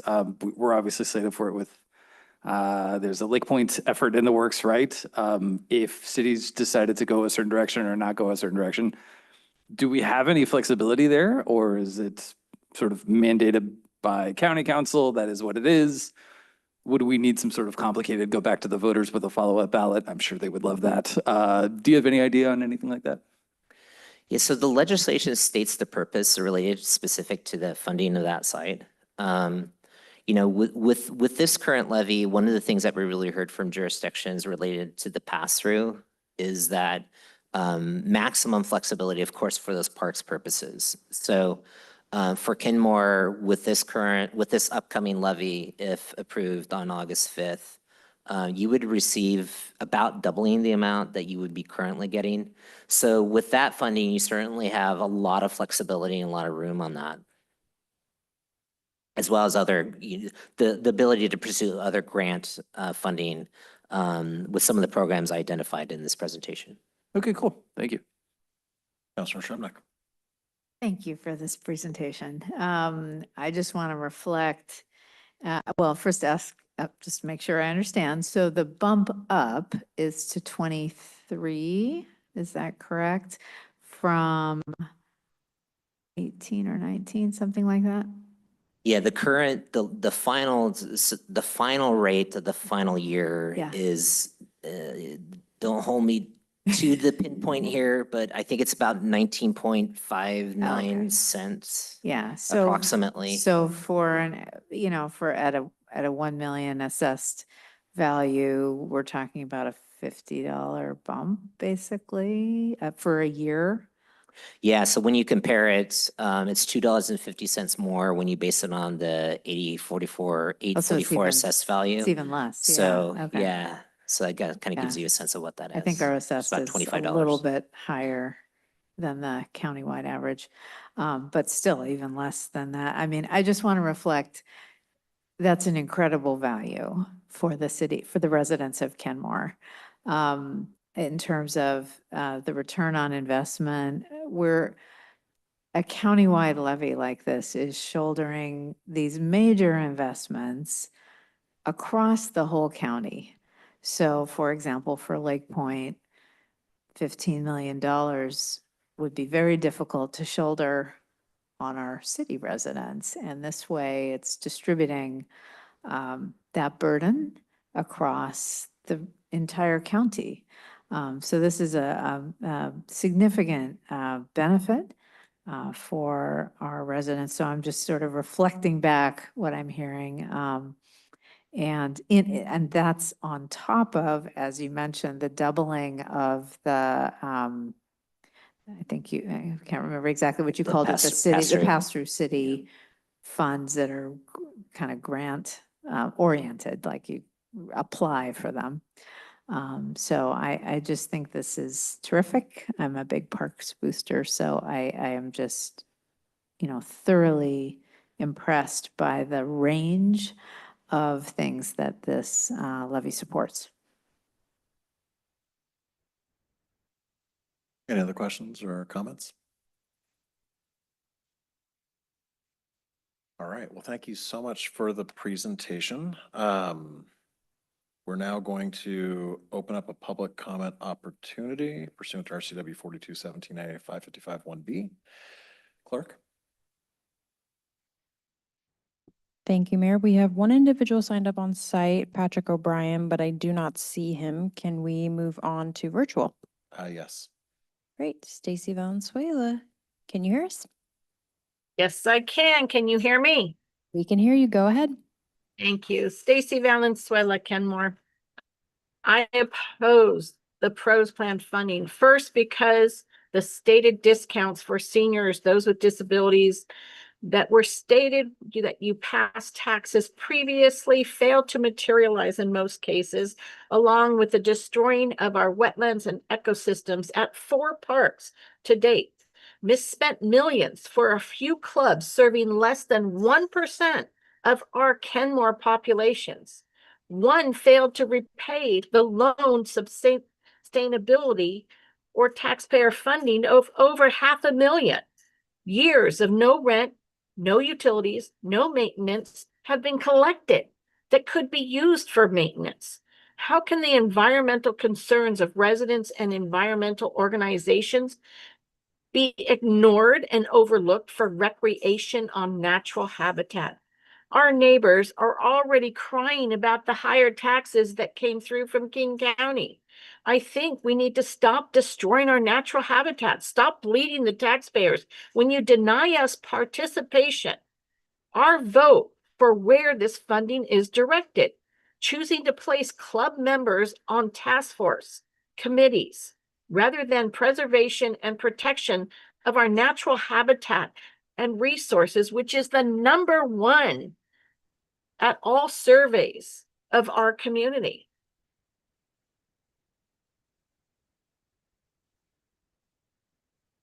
I know that Bastyr is a higher priority. If we keep the same landscape, but no artificial turf, I think that we can use that instead for protection and preservation as a natural community hospital, serving with acupuncture, naturopath, a swimming pool, an environmental and community center. Wouldn't that be in the best interest, especially with the loss of medical fields and both professions? The residents' choice, they're going to natural medical treatments. They're staying home and using acupuncture and self-care. Wouldn't that be a better choice? Think about it. Thank you. Thank you. Mayor, that concludes our signups. All right, that concludes the public comment opportunity. With that, the chair would entertain a motion to approve resolution 25-432, a resolution of the City Council of Kenmore, Washington, expressing support for King County Proposition Number 1, Parks, Recreation Trails, and Open Space Levy. You already told King County. All right, do we have a motion? So moved. Okay, and I'll second. We have a motion second. Is there any discussion on the motion? None? Would the clerk please take the roll? On the motion, Councilmember Lutsis, Yes. Councilmember Sassen, Yes. Councilmember Culver, Yes. Councilmember Shrubnik, Yes. Councilmember Marshall, Yes. Deputy Mayor O'Kane, Yes. Mayor Herbig. Yes, the resolution is adopted unanimously. That brings us to staff reports. Nothing this evening. Thank you. All right, that brings us to council member reports and comments. Councilmember Culver, Happy Monday. Councilmember Marshall, If I'm absent next Monday, I'm hoping the council will excuse me. I am going to be celebrating my 30th wedding anniversary with my wife. wow, okay, congratulations. Councilmember Sassen. Fantastic. Yeah, I wanted to say that the combined committees of NUSA are compiling a resource for seniors regarding discounts for housing. And that will be distributed once it is complete. So if anyone has any particular input that they want to add, they can reach out to me or directly to NUSA. It's nearly finished. It's had a lot of review, and I think it's good work. So thank you very much. Councilmember Shrubnik. In case it wasn't obvious to anybody listening, there is an election coming up. Please vote. Very important stuff on our ballots. And I just want to mention, sort of like Councilmember Marshall, I will have an absence of a couple of weeks in middle of September, and I'm assuming we won't have a 5th Monday meeting because otherwise it might stretch till 3. But I will try to zoom in. It's 8 hours difference where we're going to be, which will be hard. All right, Councilmember Lutsis. Nothing to comment. Thank you. Deputy Mayor. Yeah, and this just was a little bit inspired from the KCRHA presentation. Tiny homes have been on my mind, and studies show that one of the most important things communities can do is find ways to create transitional housing. And tiny homes generally cost about $4,500 each. I'm not saying, I'm not giving a direction here, but I am very curious if potentially maybe we have a property in Kenmore that could be available for tiny homes. Generally, they provide One tiny home, resident generally lives there about 113 days. So 3 people can live in one home. So if we were able to do 20 homes at 4,500 each, that's $90,000 to serve 60 people in a year, which is kind of a cool opportunity. And one of the things that I find interesting about tiny homes is it's a great way to inspire volunteerism in the community, bring people together to volunteer and build the tiny homes that ultimately land.